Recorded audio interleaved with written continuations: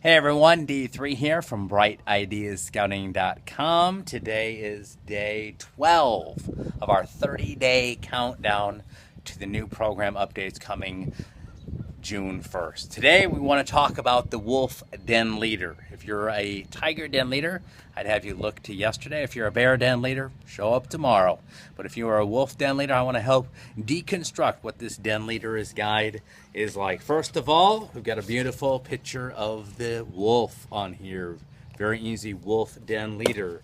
And if you are a new den leader, first of all, let me say congratulations and thank you for volunteering. I mean, it means a lot to me personally that you're helping these boys.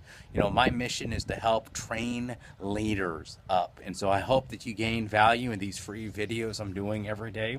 My job is to really help you learn what it takes so you can feel educated and empowered and maybe a little entertained along the way so that you feel empowered to run these meetings. So first of all, I want to say thank you.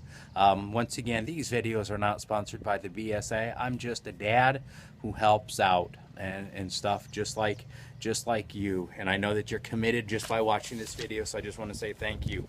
So if you are a brand new wolf leader, I'd first of all say, get this guide. This is going to help you. Now, if you're a brand new parent to scouting, some of these things are going to be very foreign to you. You're hearing things like the Scout Oath and Scout Law. It's in the very first thing. You know, in the first 15 pages, you're going to learn about what is Cub Scouts, what are our goals and our aims and our mission. You're going to learn about the Scout Oath and Scout Law and know what they mean and why we do what we do. And we're also talking about advancement. So kind of the high level, if you have no experience in scouting, first 15 pages of this guide is going to help educate you, get you up to speed as to what we do. The next thing is, as you know, there are 7 adventures in the Wolf Guide. 6 are required. 1 is an elective. There's always a duty to God component in these. There's a beautiful little illustration here with all the required ones here and the optionals on the side.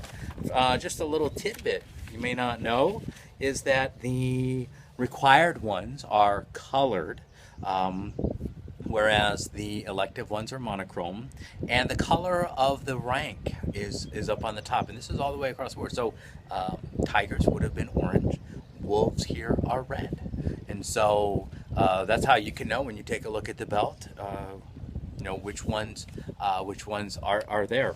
And so very good, a high level right there.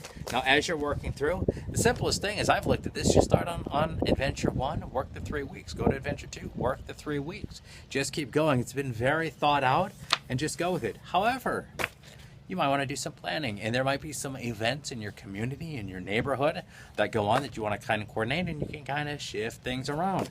There is a Den annual adventure plan that starts in August and goes through July that you can fill out here. And I have a little time to plan with all your den leaders. Now, who should plan that? Your Cub Master.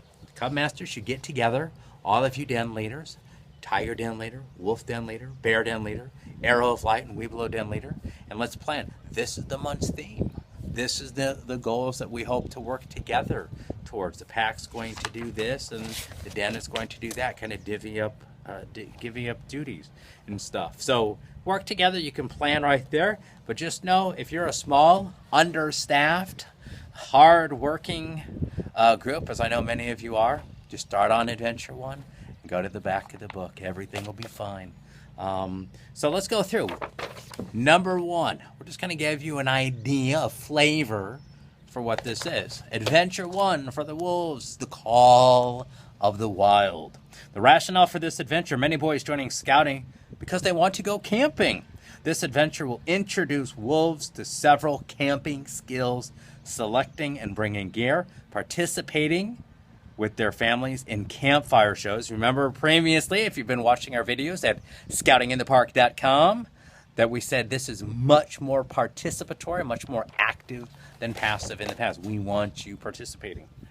Participating with their families in campfire shows, being prepared for bad weather.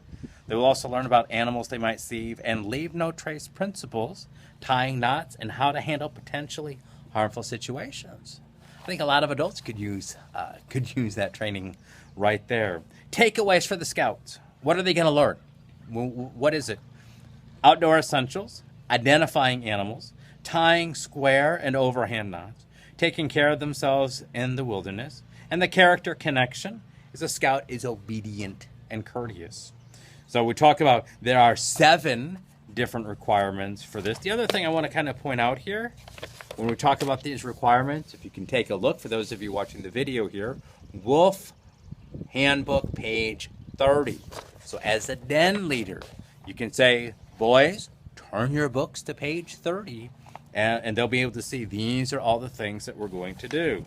So meeting plan 1, and they talk about preparation, gathering, opening, talk time, the activities. In this one, for meeting 1, just to give you an idea, the activities. Activity 1, animal identification. Using photos or illustrations, teach the scouts how to identify 4 types of wild animals that they may see in nearby their homes or on a campout. If possible, include examples of mammals, birds, reptiles, and amphibians. See meeting 1 resources. It's all in the book. Get the book. It's all in the book. Unlike before, you had to buy 20 different books. It's all in this book and stuff. And so activity 2, camping charades. How fun is camping charades? Camping 3, camping gear. Activity 3 is camping gear. Discuss with the scouts what gear they should bring on the campout with their own personal care and comfort based on where you are when you are camping. Right? Don't forget the Cub Scout 6 Essentials. Do you know what the Cub Scout 6 Essentials are? Maybe you don't. Guess what? Meeting 1 resource guide has the 6 resources. I'm not going to tell you on this video. I don't want to spoil it for you. So I want you to go and take a look at those meeting 1 resources. So 3 meeting plans right here. This is page 33 to 40. So in 7 pages, you could hand this out to a couple different parents. I want you to take meeting 1, you to take parent 2, you to take meeting 3, and you've just delegated and helped train leaders.